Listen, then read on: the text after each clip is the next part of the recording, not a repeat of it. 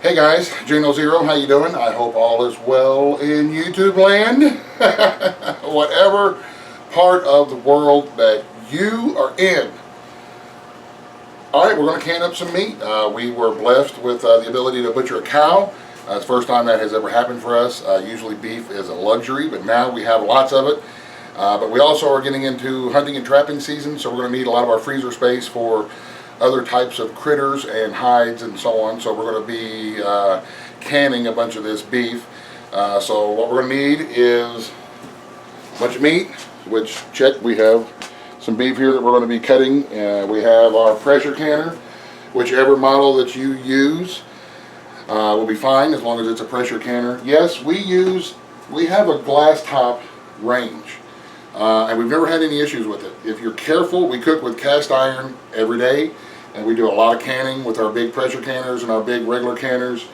As long as you're careful and you're not sliding everything around and banging and setting stuff down hard and breaking the glass, it'll work just fine. We use it, this is what we have, and we've had it for years and years and years.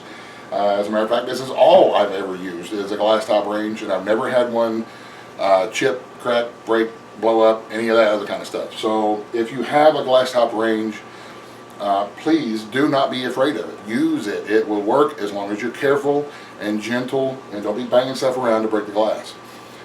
So there, I've been asked that question before, and I hope that answered your question. Here we go. We're going to can up some meat. A lot of people say that they're a little intimidated by canning, whether it be meat or vegetables. It's not that hard of a process. You know, I'm a firm believer in what one dude can do, another can do. So if I can do this, you can do it. What we did is we cut our meat into about 1-inch chunks or so, our beef. Now the reason that we do that isn't anything else other than it helps you pack your jars better. We are raw packing this meat, so these little bits of fat and silver skin and stuff like that, you want that in there because that's going to be flavor and broth. We pack it in there tight. I use a little rubber spatula to just kind of pack it as I go. And we're going to fill our jars up to about the where the curve in the neck is. So like I say, we've cut them into workable sections. We're going to pack them into our jar best we can. There is no, in my humble opinion, okay, I'm not a cannyologist or a preservatologist or that kind of stuff, right? I'm just a dude who can stuff a lot. There is no exact science to this. There is a procedure that you need to follow, but as far as filling your jars, equipment that you use, there is no exact thing that works better. If you properly can it and properly store it, canned food will last a good long time. So now I have this jar full. I am going to take 1 teaspoon of non-iodized salt. This is just a regular old store brand, non-iodized. A teaspoon. I'm going to put it right in there on top.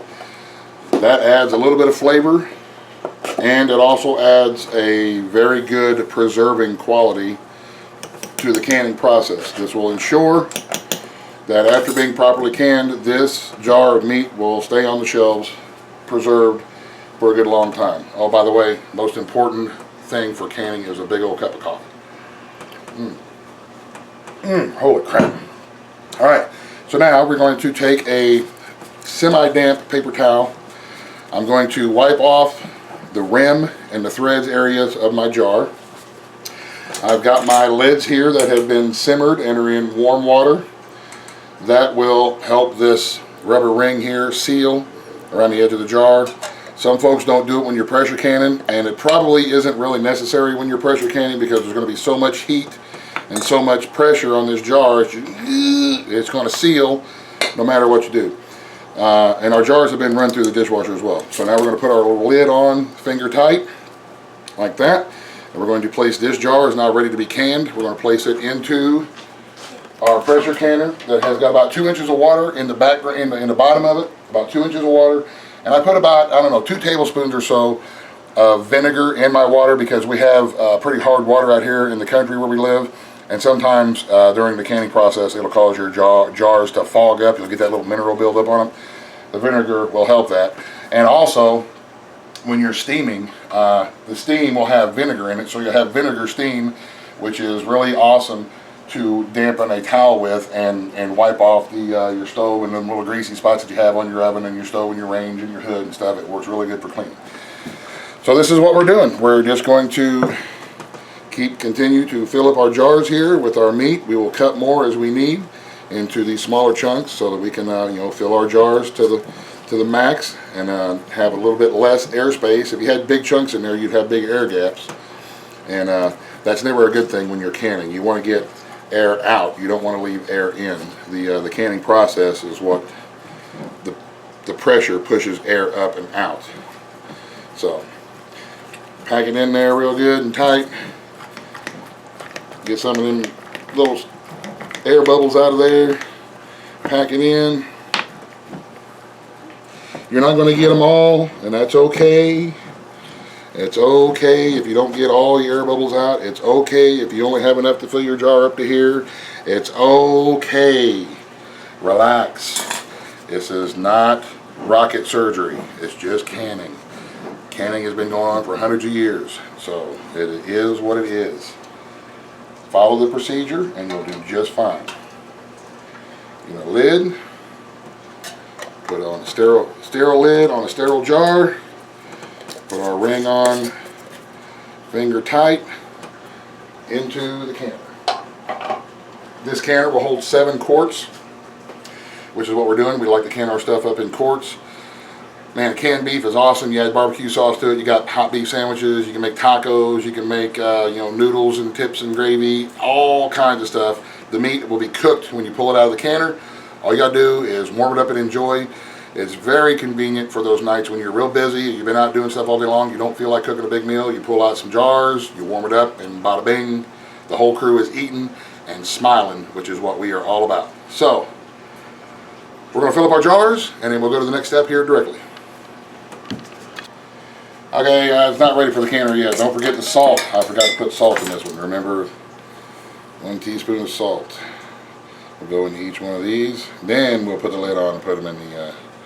I just forgot to put the salt in that one, so I wanted to pull it out and show you all that I did pull it out and put salt into it, because that is very important to put the salt in there. So, we're working on getting these other ones, oops, thrown on the floor. So we're going to get these other ones filled up, and then we'll go to the next step from there. Alright, so now we've got our 7-quart jars in our canner, and we are putting on the lid to our canner. If you have an All-American like this, I've always heard it's recommended to do it kind of like lug nuts on a tire. You put your lid on, you lock it in place, and then you put this one on, then you put this one on, then this one, and then this one, and then this one, and then this one. I don't know if that's the case or not, but it is. So now we have it on here, and we're going to crank the burner onto high and let this get to the point to where it is steaming through the steam nipple. Said nipple. So once we get to that point and the steam is coming out, then we will get back with you and show you what we do next. Okay guys, you can hear the steam coming through the vent nipple here. So now what we're going to do is we're going to set a timer, and we're going to let this steam for 10 minutes. What that does is that makes sure that there's a good flow and that there's no obstructions in here, and you're not going to build up any unnecessary pressure, and you'll only have the pressure that we have when we put our weight on. This is also the time that you'll be able to smell the vinegar in the steam, and I will take me a little rag and let it get damp with that hot steam, and then you can just clean everything with that vinegar steam, and it does a real good job of cleaning things up while you're waiting for your 10 minutes. If you have a little bit of buildup here and there, which I do because our kitchen is used a lot, so we have buildup here and there, and we just take it and get our steam hot and clean everything off. So, little trick, little tip, you can see that vinegar will take that grease stuff right off and cleans up everything nice. So this is what I do for my 10 minutes. Just a little extra tip, something or other. So anyway, we'll see you in 10 minutes when we put the lid on. Oh, yeah, I like it. It's fun to watch it steam. I don't know what it is. I like it, the sound it makes, and sometimes you burn the crap out of your hands, but it's okay. It's just a hand. I got another one. All right, 10 minutes. This has been venting and steaming for 10 minutes. Now we're going to put our weight on and start to build up the pressure. in my area at my altitude, and everybody's going to check on their own and see what their own things is. But we need 10 pounds of pressure to be built up in here. And when it hits 10 pounds of pressure, then the weight will start doing that number, jiggling. But we don't want to start our time until we reach the 10 pounds of pressure mark. So when we hit 10 pounds of pressure, then we'll set our timer for 90 minutes. That's an hour and a half that we will let the meat can and cook. And that'll be the next step. So once we hit 10 pounds, then we will start the timer for 90 minutes. And we will see you after the 90-minute mark, because there's not going to be a whole lot going on during that time except for this. So, and that was already hot. Ow. So, we'll see you in an hour and a half. Okay, quick reminder, whenever you hit your 10 pounds of pressure, you can start turning your heat down a little bit. You don't have to keep it blaring, blasting wide open all the time. I usually turn mine down to between 6 and 7 on my particular stove, but that's going to be something that everybody has to figure out on their own. That way you're not blasting your heat, but you do want to maintain the 10 pounds of pressure. So you can adjust your heat a little bit lower, a little bit higher, depending on the time of year and all the other kind of stuff that will affect it. So, but once I get to the 10 pounds and I start adjusting my heat down a little bit too, it'll save a little bit of power and a little bit of heat and humidity. You're not running it wide open all the time. So just wanted to throw that in there. So we'll see you guys in 90 minutes.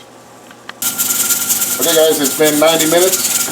So now we are going to turn this off, all the way off. We're just going to walk away and go about our rest of our daily business until this gets cool enough where we can handle it, remove the lid safely and all that kind of stuff. We're not going to pull the weight off of it or none of that kind of stuff. We're just going to turn off the burner and walk away and go about our business. So just walk away from it like Alton Brown says, just walk away. Just walk away and leave it. And it'll take it a couple hours to cool down enough where we can get at the canned stuff on the inside without getting burned. But it's okay. We'll see you guys when this gets cool enough. And it'll be probably an hour and a half, 2 hours. Okay guys, it's been a couple of hours. Now we can get to where we can touch the top of the canner without burning our hand. It's still hot. It's still warm, so be careful. Open up your canner. Twist and remove your lid. And there we have our beautiful, beautiful jars of canned beef. We're going to remove these with this jar remover. It comes in a little kit. Set them on the counter. We're going to set them on a towel. You don't want to set them onto a cool countertop because they will bust if you put the hot jar on a cold surface. So if you always put them on a towel, then you won't have any issues with having that. These have already sealed, which is really good. They still may be bubbling and boiling and carry on, but that's still okay. In a little bit we will wipe off the jars because there is going to be some a little bit of residue and stuff that will come out during the canning process as it's pushing the air out through the lid. A lot of this will wipe off the edge. You can see that'll come off of the jar there. Wipe them off and it's beautiful.